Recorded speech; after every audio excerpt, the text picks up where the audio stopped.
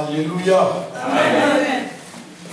Je bénis encore mon Dieu pour l'opportunité qu'il me donne à chaque instant, à tout moment, de passer ici en Europe pour mourir le peuple de Dieu, le peuple de Dieu que vous êtes. Je rends grâce à Dieu parce que ça fait plusieurs années que je sillonne l'Europe. Et je sais que ce n'est pas facile de venir à tout moment en Europe, de voyager. C'est vraiment une grâce particulière que j'ai reçue de la part du Seigneur. Alors, lorsque Dr Kamama dit que vous êtes en train d'exploiter les thèmes, la louange et l'adoration, moi, du fond de mon cœur, j'ai dit, je vais d'abord commencer par vous parler de l'adoration. Alléluia. Amen. Comme il a lui-même souligné, ce sont deux éléments fondamentaux, indispensables si on veut vivre la puissance de Dieu. Ça ne passe que par la louange et l'adoration. L'adoration, bien aimé dans le Seigneur, pour moi, c'est le fait de rechercher l'acceptation de la puissance de Dieu dont on dépend. Puisque l'homme ne peut pas vivre seul, mais il est dépendant d'une puissance supérieure. Sa relation, la relation de l'homme avec cette force, justement, est capitale. Et elle vient au travers de la louange et de la puissance. L'histoire nous apprend que le peuple adorait quelque chose et pour la plupart c'était des objets de la nature. Le soleil, les photos, etc. Et en l'an 2500 avant Jésus-Christ, on connaissait en Mésopotamie des dieux comme Dagon, le dieu des moissons, Ishtar, la déesse de l'amour, Tamur, le dieu de plantes, Marduk, le dieu du soleil. Ce sont ces choses que les gens, par ignorance, adoraient. Et en Égypte, le pays de la captivité, on pensait que le Dieu s'incarnait dans des animaux qui le protégeaient. Et en contrepartie, il devait donc adorer ces faux dieux. Alléluia. Amen. Mais nous avons connu la vérité, que le véritable Dieu, nous le connaissons. Malheureusement, quand nous sommes en train de louer ou d'adorer Dieu, nous ne sommes pas comparables à ceux qui louent et adorent les faux dieux. C'est pourquoi je crois qu'il a plu à Dieu que vous puissiez comprendre ce que c'est la louange et l'adoration pour que nous, les enfants de Dieu, nous, les ayants droit, les bénéficiaires de cette puissance, nous puissions vivre cette puissance qu'on ne peut acquérir qu'au travers de la louange et de l'adoration. Bien aimé dans le Seigneur, l'adoration, c'est une partie dans le culte. Quand on parle du culte, on voit beaucoup de choses dans les cultes. On voit cette étape de l'adoration. On voit également l'étape de la louange. On voit également l'étape de la prière. Et on voit également l'étape de l'écoute de la parole de Dieu. C'est pourquoi quand vous dites que vous allez au culte, faites tout pour ne pas aussi manquer cette partie de la louange et de l'adoration qui fait partie de notre culte. Amen. Amen. Dans l'Ancien Testament, le mot le plus fréquemment traduit par l'adoration, c'est Shaha, S-H-A-H-A-H, qui signifie s'incliner, se prosterner. L'adorateur se prosternait devant Yahweh, qu'il considérait comme étant le Tout-Puissant et que nous considérons encore de nos jours comme étant le Tout-Puissant. Il était parfois difficile de le regarder comme ça. Il fallait s'incliner, se prosterner. Et c'est pourquoi la Bible nous dit dans Apocalypse 4, 8, à 10.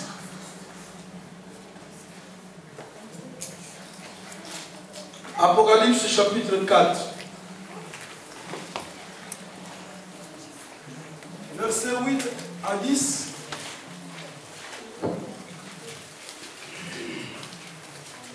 Les 4 êtres vivants ont chacun 6 ailes et ils sont remplis, Dieu tout autour et au-dedans. Ils ne cessent de dire jour et nuit, Saint, Saint, Saint est le Seigneur Dieu, le Tout-Puissant, qui était, qui est et qui vient. Quand les êtres vivants rendent gloire, honneur et action de grâce à celui qui est assis sur le trône, à celui qui vit au siècle des siècles. Les 24 vieillards se prosternent devant celui qui est assis sur le trône. Ils adorent celui qui vit au siècle des siècles et ils jettent leur couronne devant le trône en disant, tu es digne, notre Seigneur et notre Dieu, de recevoir la gloire, l'honneur et la puissance, car tu as créé toutes choses. Et c'est par ta volonté qu'elles existent et qu'elles ont été créées. Bien-aimé dans le Seigneur, adorer, c'est reconnaître qu'il y a un être supérieur qui mérite des éloges que nous devons vanter à tout moment. Alléluia. Et lorsque nous nous donnons des éloges, nous les vantons. C'est d'abord qu'il se manifeste. C'est là que sa puissance se manifeste. Et c'est au travers de l'adoration et de la louange. Bien-aimé dans le Seigneur, Shahar traduit une attitude révérentielle, respectueuse de l'esprit et du corps, et la soumission totale de l'adorateur à Dieu. Je dis donc que Shahar traduit une attitude de respect. Et dans ce respect, il y a l'esprit, l'âme, tout le corps sont soumis à l'adorateur qui est notre Dieu. C'est parce que, bien aimé, nous reconnaissons en lui beaucoup de choses. Et pour bien adorer Dieu, il faut les connaître.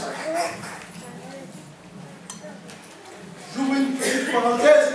Nous louons Dieu pour ses hauts faits, nous louons Dieu pour ses merveilles, mais nous l'adorons selon sa nature, ce qu'il est.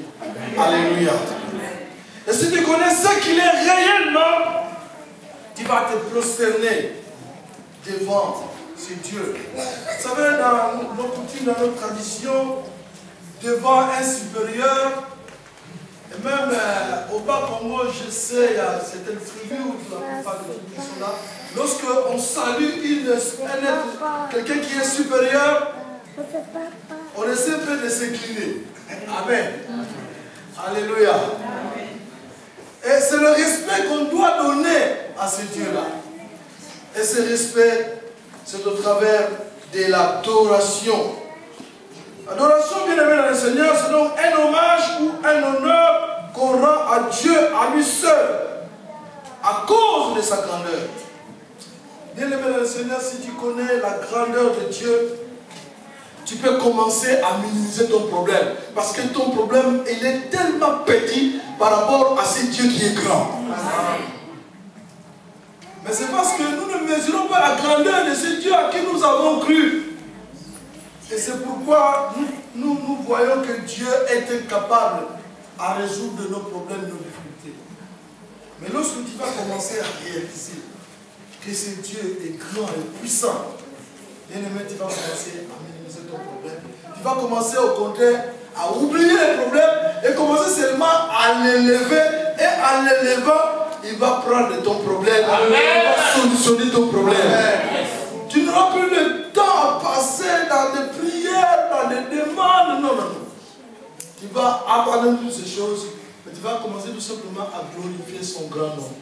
Mais alors, il faut vraiment les connaître. Lisons Psaume 8, verset 4.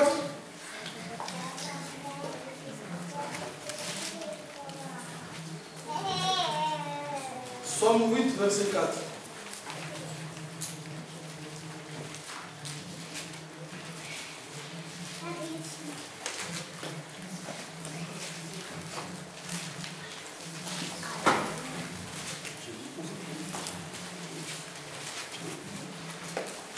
contemple les cieux, ouvrage de tes mains, la lune et les étoiles que tu as créées, qu'est-ce que l'homme pour que tu te souviennes de lui? Et le Fils de l'homme pour que tu prennes garde de lui. Tu l'as fait de peu inférieur à Dieu et tu l'as couronné de gloire et de magnificence. Alléluia. Mais tu n'es pas n'importe qui. Mais tu dois reconnaître que cet homme-là, ce Dieu-là qui dit, il t'a créé de moins... Je vais utiliser le terme ici. Il t'a créé de peu inférieur à Dieu. Alléluia. Donc si Dieu a la longueur de mètre, toi c'est 99 cm. Donc tu es un petit Dieu. Alléluia. Mais en reconnaissant le Dieu vivant, bien aimé dans le Seigneur, qui t'a fait de peu inférieur à lui, eh bien tu reconnais que si tu vis, c'est à cause de lui. Lorsque nous regardons tout ce qu'il a créé, bien aimé, c'est formidable. Ça doit nous pousser à le louer. Ça doit nous pousser à l'adorer.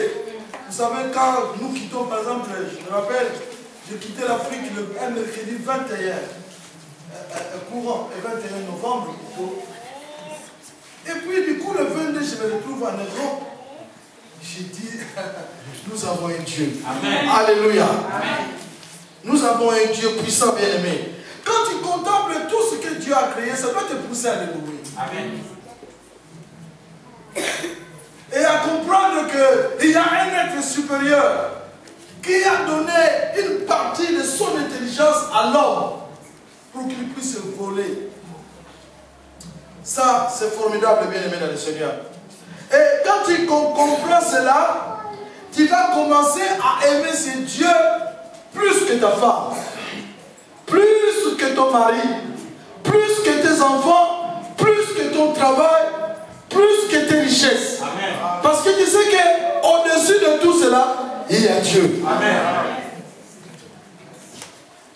Adorer Dieu, bien-aimé, c'est aimer Dieu plus que les autres créatures. Et c'est comme ça qu'Abraham, dans Genèse 22, lorsque Dieu lui demande de lui offrir son enfant, la Bible dit, un enfant de fils unique. Alléluia. Amen. Le fils de la promesse, Isaac. Dieu lui dit, tu vas me le sacrifier. Si Abraham aimait son fils plus que Dieu, il n'allait pas accepter. Il dit, mais tu es fou. Parce que c'est quand il y a promesse. Pas n'importe quel enfant, mais un enfant de la promesse. Mais c'est parce qu'Abraham a compris que ce Dieu-là, il a les capacités de le remplacer. Alléluia. C'est pourquoi il n'a pas hésité, il n'a pas tardé, il a directement obéi. Et la Bible nous dit, quand nous disons Genèse, chapitre 22,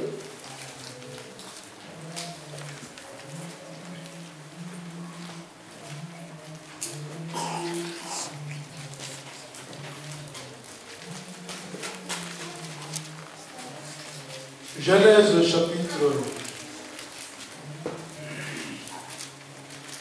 22.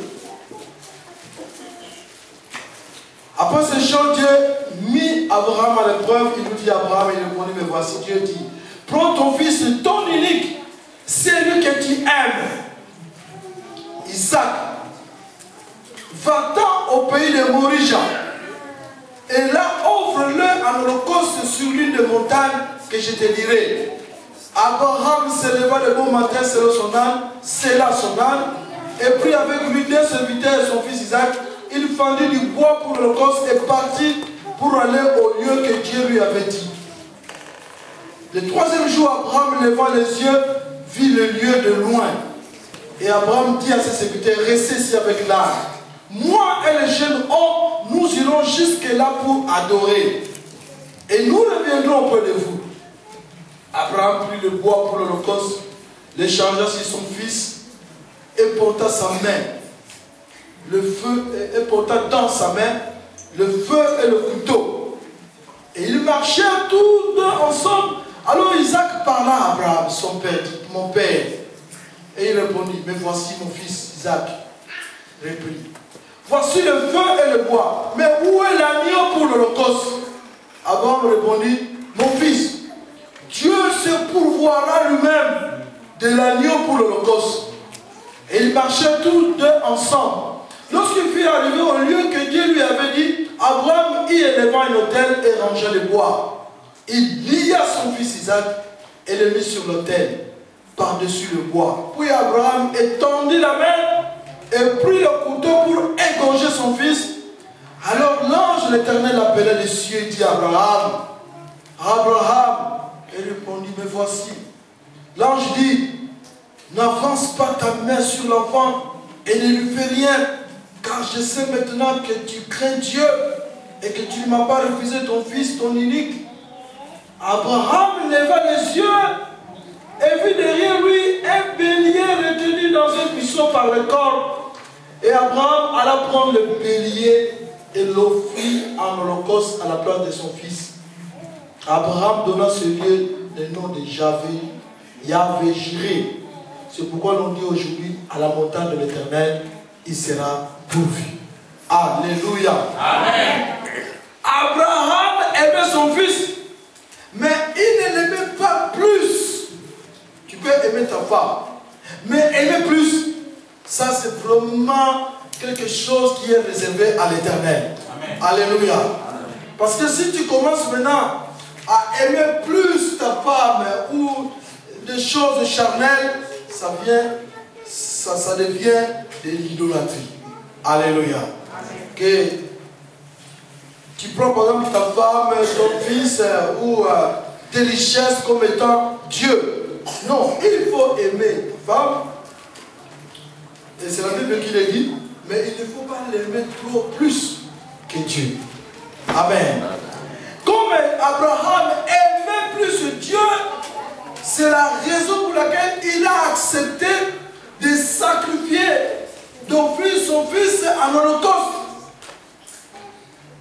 Bien aimé dans le Seigneur, l'adoration, c'est le fait de donner quelque chose de valeur à Dieu. Alléluia. Quand tu adores Dieu, tu dois lui donner quelque chose qui constitue un sacrifice, quelque chose qui coûte cher. Et là, on ça la passe. Alléluia. Vous savez, quand je suis rentré le 16 septembre au pays. Alors, on avait un culte communautaire, parce que nous avons quelques églises, et 3-4 mois après, nous avons l'habitude de nous réunir tous au siège qui se trouve sur Guingui 219. Alors moi je venais d'arriver, c'était le 23. Bien aimé dans le Seigneur, il est arrivé l'heure où on devait faire des offrandes. Alors moi le matin j'avais 100 €. J'ai pu changer 50 € en dollars. Et je suis resté avec un billet un peu plus de 50 €. J'ai fait des dépenses. Déjà le matin, avant même d'arriver au culte, avec les 50 $ que j'ai changés en dollars, il est resté quelques miettes là en dollars. J'ai mis les tours en poche. Maintenant, à l'heure de l'offrande, moi je croyais que c'était 10 $ ou 5 $. Je suis allé, j'ai donné, parce qu'il y avait deux ou trois paniers. Dans un panier, j'ai donné 10 $. Dans l'autre panier, j'ai donné 50 €.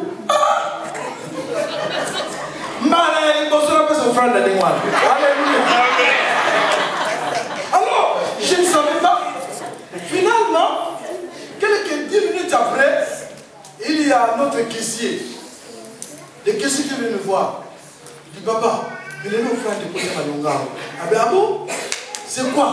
Ah mais non, comme toi tu voyages, ce sont des héros. Héros! Mais bon, c'est un problème.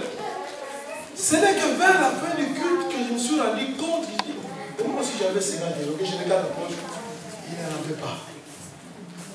J'ai commencé, je voulais un peu regretter, j'ai dit non, j'ai donné à Dieu. Donc quand il a pu savoir que c'est gars qui était arrivé au second ma casse. Alléluia. Et c'est comme ça qu'il a pris ça. Et finalement, j'ai dit à notre question, j'ai dit non, c'est 50 € là, c'est moi qui ai donné ça, par erreur.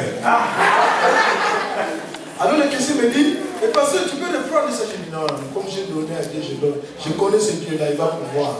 Alléluia. Et effectivement, je n'ai pas mis donner. J'ai dit bon, Dieu voit que je n'ai pas donné un grand montant. C'est pourquoi il a pris ça de force. Vous savez, Dieu, même quand tu ne donnes pas la Bible, il sait comment récupérer cela. Alléluia. Amen. Et c'est comme ça que j'ai laissé ça. J'ai dit gloire au Seigneur. Après 4 jours, il y a quelqu'un qui m'a envoyé 200 €. Alléluia. J'ai dit, mais comment je pouvais attirer cet argent-là? Comment je pouvais recevoir si je n'avais pas semé? Alléluia. Mais vous savez, quand vous viendez ici pour donner 50 €, vous allez d'abord chercher à voir. 5 €, on va les avoir.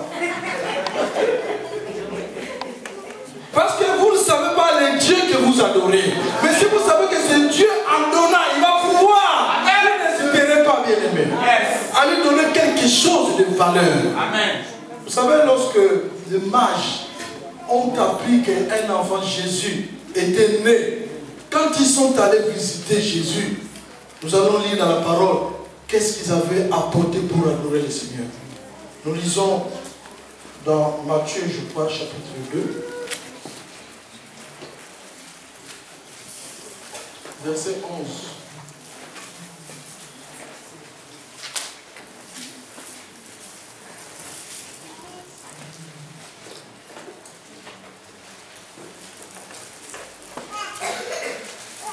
Matthieu chapitre 2.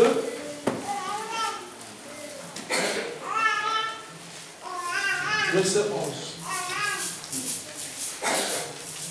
On commence par le verset 9. Après avoir entendu le roi, ils partirent, et voici l'étoile qu'ils avaient vue en Orient, aller devant eux jusqu'au moment où, arrivé au-dessus du lieu où était le petit enfant, cette étoile s'arrêta. Quand ils aperçurent l'étoile, ils furent saisis d'une très grande joie. Ils entrèrent dans la maison, virent le petit enfant avec Marie, sa mère, se prosternèrent, l'adorèrent, ils ouvrirent ensuite leur trésor et lui offrirent en présent de l'or, l'encens et de la myrrhe. Alléluia. Amen. Ce sont des richesses. Quand vous adorez Dieu, bien-aimé le Seigneur, vous connaissez que c'est Dieu. L'or et l'argent lui appartiennent. Tout lui appartient, bien-aimé. Ce n'est pas seulement par des paroles, par des prières, mais aussi en lui donnant. Parce que la Bible dit, la terre et ce qu'elle renferme appartient à Dieu. Nous devons l'adorer également avec notre argent. Nous devons lui donner des choses, des valeurs. Tout lui appartient. Nous ne sommes que des simples gérants. Alléluia. Donc, quand vous adorez Dieu, non seulement par les prières, mais aussi avec vos biens, il faut lui donner quelque chose de valeur, de très important. Quelque chose qui coûte, que tu peux regretter. Mais je te dis que ton Dieu pourvoira. Comme il avait pourvu à Abraham. Alléluia. Amen. Et Abraham, vous connaissez ce Dieu-là. C'est pourquoi il n'avait pas hésité. Ce n'est pas la première fois. Dieu appelle Abraham qui est sorti d'une famille païenne de quitter sa patrie. Il connaissait ce Dieu, il ne savait pas là où il allait, mais il savait que ce Dieu-là, il n'allait pas l'abandonner. Alléluia. Bien-aimé dans le Seigneur, vous pouvez lire à la maison d'autres versets. Mais ici, nous nous limitons à cela. Adorer Dieu, c'est aimer plus.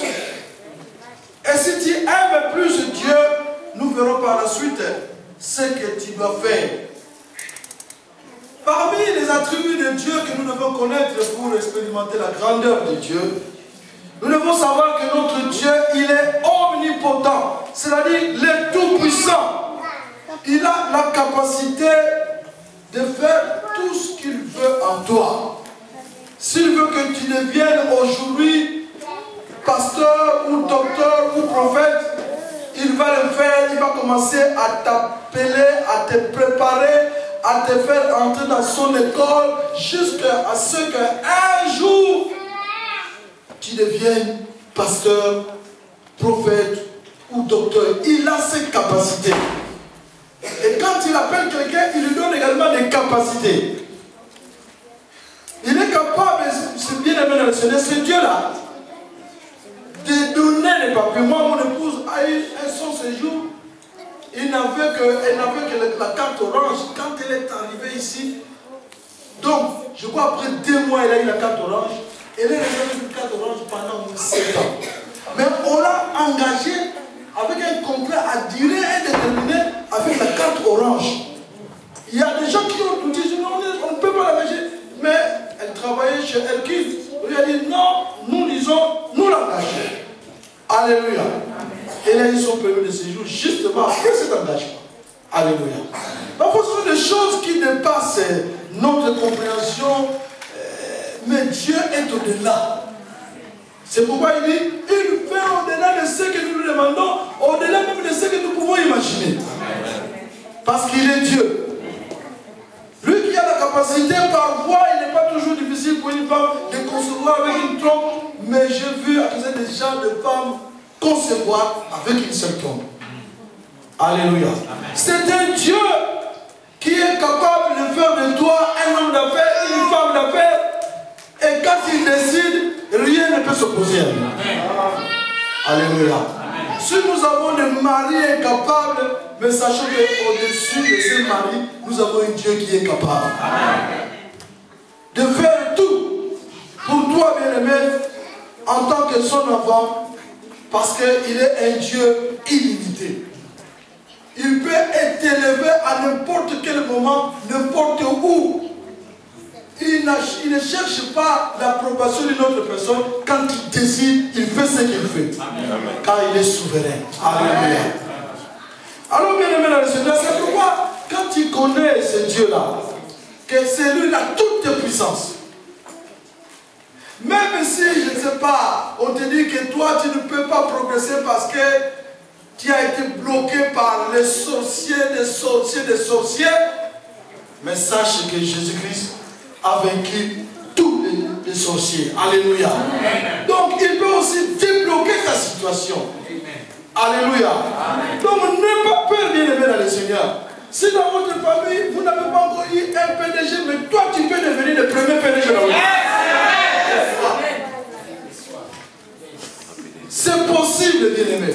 Car c'est parce que notre Dieu, il n'est pas comme Satan qui est limité. Mais notre Dieu, il est illimité. Amen. Sache qu'il est le tout-puissant. Si le diable est puissant, notre Dieu que nous invoquons, que nous invoquerons dans ce lieu, il est le tout-puissant.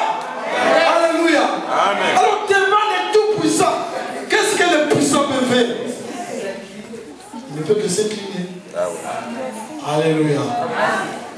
Est-ce que vraiment tu crois que le Dieu que tu viens visiter ce matin, qui peut te visiter ce soir, il est le tout-puissant? Amen. Alléluia. Amen. Donc, il est capable de tout faire, bien-aimé. Je suivi un témoignage à Kinshasa pendant les 2 mois que je suis resté à Kinshasa. J'ai suivi un témoignage d'une maman qui disait que les docteurs lui ont dit qu'il avait des myopes et qu'elle ne pouvait pas concevoir. Et quand elle est allée dans une prière, le pasteur lui a dit, moi je vais prier pour que ces myopes deviennent une grossesse. Alléluia. Amen. Et ils ont prié pendant quelques temps. Et après, cette dame, elle rentre encore chez le même médecin, le gynécologue, qui l'a consulté, qui lui dit, mais c'est étonnant. Je ne vois plus le myome, mais je vois la grossesse. Amen. Ces choses, des choses pareilles, il n'y a que Dieu, le véritable Dieu que nous invoquons. C'est lui qui peut faire ces choses. Amen. Alléluia. Amen. Parce qu'il est le Tout-Puissant. Il peut changer beaucoup de choses, bien même. Il peut te guérir de maladies incurables parce qu'il est tout puissant. Parce qu'il a porté sur la croix toutes nos maladies, toutes nos infirmités. Il faut croire à cette parole, il faut proclamer cette parole. Et il faut considérer que ton Dieu est au-dessus des maladies. Si les maladies existent, mais il y a encore un autre nom, le nom de Jésus. Et la maladie doit fléchir, doit se plier devant ses lois. Il faut croire, bien aimé. Il ne faut pas raisonner parce qu'en faisant des calculs, tu ne réussiras pas. Mais ça, ce sont des calculs de l'eau là, du ciel. Alléluia.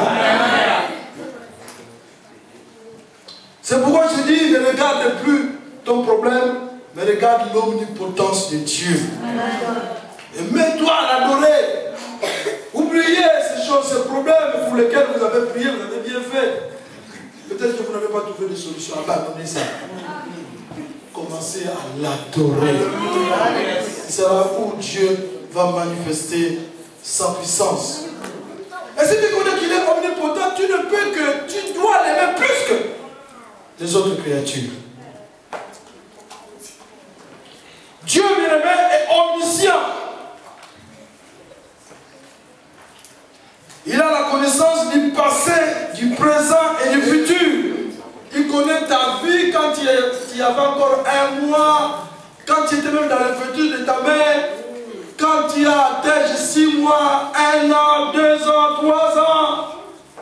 Il connaît le passé. Et s'il veut te dire ton passé, il peut te le dire. Alléluia. Il connaît également ton futur. Il te dit que ton futur est meilleur. Alléluia. Il connaît donc le présent. Ce Dieu-là, il est formidable. Moi, très souvent la nuit, je peux sortir comme ça 3 fois pour aller faire pipi. La nuit. Mais lui, cet homme-là, qui est au ciel, il connaît quand est-ce que moi qui ai là, je me réveille pour aller uriner la première fois, la deuxième fois. Il connaît l'heure avec précision. Amen. Quel est ce Dieu-là? Si je m'aventure, je laisse mon épouse ici, je vais à distance, je dois faire des conneries. Il connaît même l'heure. Il me dépasse ce Dieu-là. Alléluia. Amen. Il n'y a pas une autre personne qui sonne le cœur et les qui te connaît suffisamment. C'est Dieu. Même ton épouse ne te connaît pas. Amen. Dieu peut lui donner une portion seulement de la connaissance. Mais pas la plénitude de la connaissance. Donc ce Dieu-là, quand moi, je dors souvent, je ronfle. Mon épouse me dit, toi vraiment, tu dois aller voir le médecin. Je dis pourquoi? Mais quand tu ronfles, là, tu me déranges. Alléluia. Mais ce Dieu-là, il connaît exactement comment moi je ronfle. Si je fais comme un camion, je ne sais pas. Mais il connaît tout cela. Comment on se regarde ensemble à Alléluia. Il est omniscient, bien-aimé dans le Seigneur. Psaume 147, verset 5. Je vous éclaire là-dessus.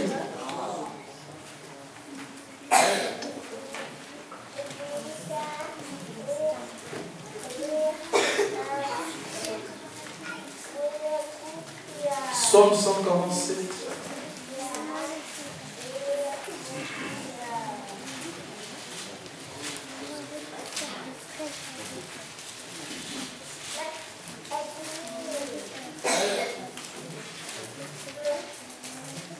Car il est bon de célébrer notre Dieu. Car il est doux, il est bien sain de le louer. L'Éternel rebâtit Jérusalem et rassemble les exilés d'Israël, guérit ceux qui ont le cœur brisé. Il pense le blessé contre les nombres des étoiles. Il leur donne à toutes des noms. Notre Seigneur est grand, puissant par sa force. Son intelligence n'a point de limite. L'Éternel soutient les malheureux, il abaisse les méchants jusqu'à terre. Chantez à l'Éternel avec des actions de grâce.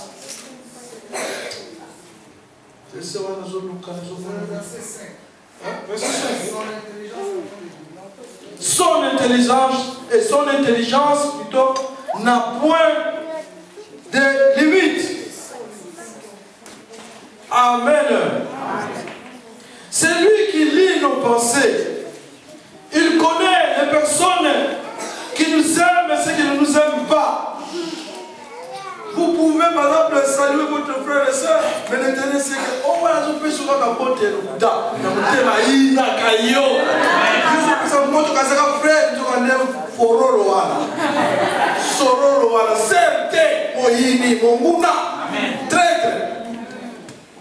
Mais, ils ne pas donner limité, limité.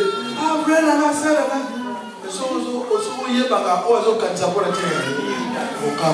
Alors c'est Dieu qui connaît toutes ces choses. Et c'est lui qui peut te révéler quelque chose pour ton frère ou ta soeur. Bien aimé, il est omniscient. Il est omniprésent. Ici où on évoque, il est ici. Dans le monde entier, là où il y a des chrétiens qui invoquent le nom de Jésus, eh bien, il est omniprésent. Il est partout. Il n'est pas comme le diable. C'est pourquoi le diable est un menteur. Quand on se dit, oh, on soit terre, attends, pour ça la prière, l'adoration, le louange. C'est un grand menteur. Son père, le diable, le grand menteur. Alléluia. Il ne faut pas croire au diable parce qu'il est limité. Lui, il n'est pas partout. C'est pourquoi, pour être partout, il délègue les démons. Alléluia. Mais nous, notre Dieu, il est partout. Je peux l'invoquer ici, partout où je suis, il est là. Deutéronome 4, verset 7, Psaume 46, 2. Donc ton Dieu est supérieur.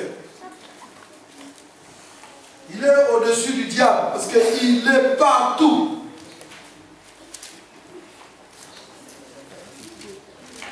Et comme aussi c'est un Dieu qui accomplit toujours des promesses. Quand il donne des promesses, il est fidèle.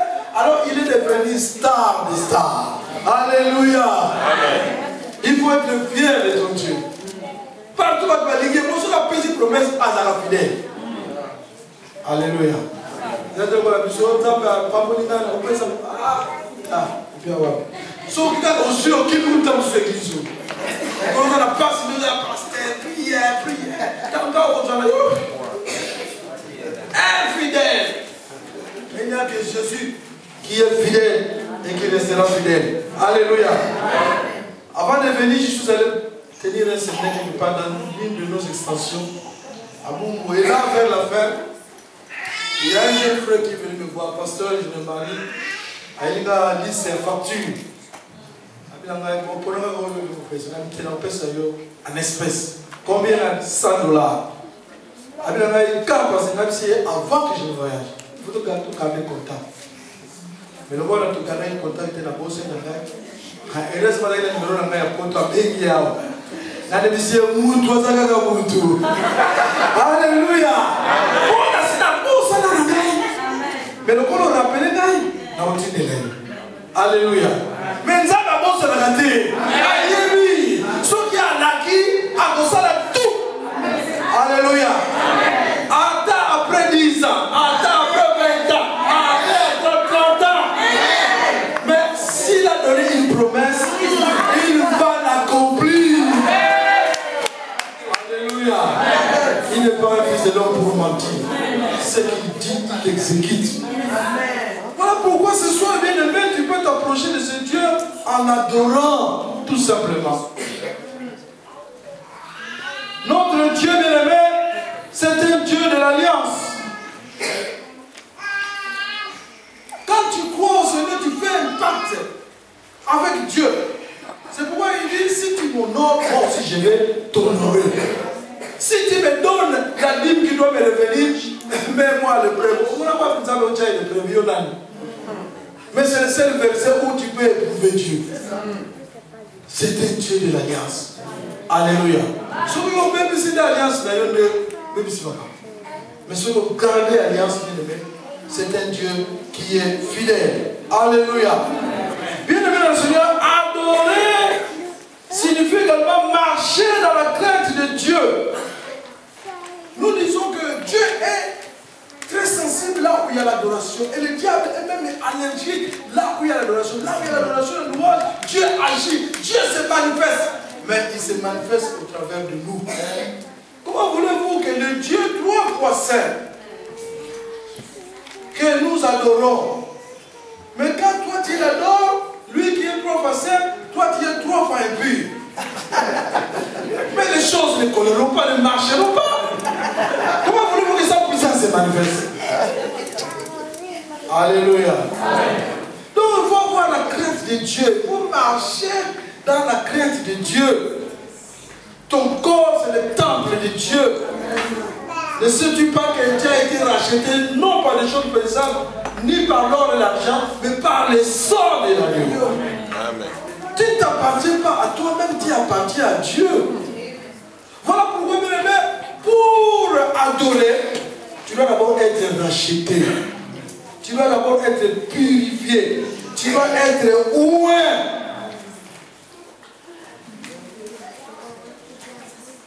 Marcher dans la crainte de Dieu. Si nos lèvres lui sont agréables, lorsque nous allons l'adorer, effectivement, sa puissance va descendre et sa gloire va éclater. Alléluia. Bien aimé dans le Seigneur, l'adoration, c'est une attitude du cœur. Si le cœur réalise les choses que Dieu va faire ou peut faire, tu peux commencer à pleurer. Parce que ton cœur est brisé. Tu peux oublier que tu es pasteur, prophète, ministre de Dieu. Tu peux même te coucher sur le sol parce que tu réalises que non, Dieu a fait de grandes choses pour moi. Tu ne veux même pas tenir compte de ton costume ou de tes chaussures. Tu dis, tu es plus grand. Alléluia. Amen. Parce que tu réalises dans ton cœur ce que Dieu a fait, ce qu'il est capable de te faire. Amen. Et quand tu loues, c'est sans réserve. Au contraire, ce qui pasteur était, le docteur était, n'attend pas de louage. Non.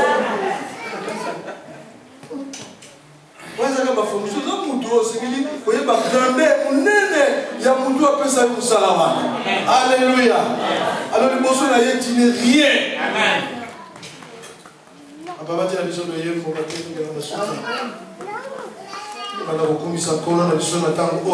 Alléluia.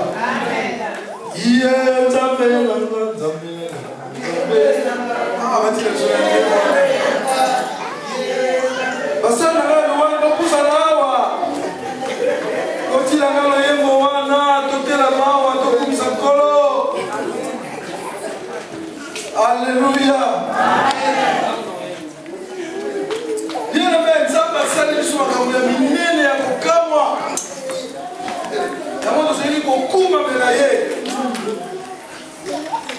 Il est grand.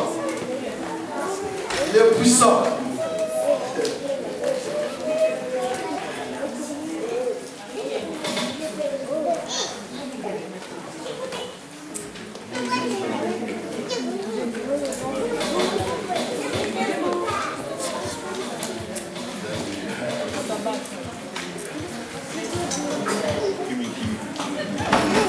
N'oubliez pas, bien aimé, l'adoration, c'est prier devant ce Dieu, c'est constater devant Dieu. C'est marcher dans la crainte de Dieu. C'est reconnaître le Seigneur en nous. Il est grand, il est puissant, il est omniscient, il est omnipotent. Il peut tout. Il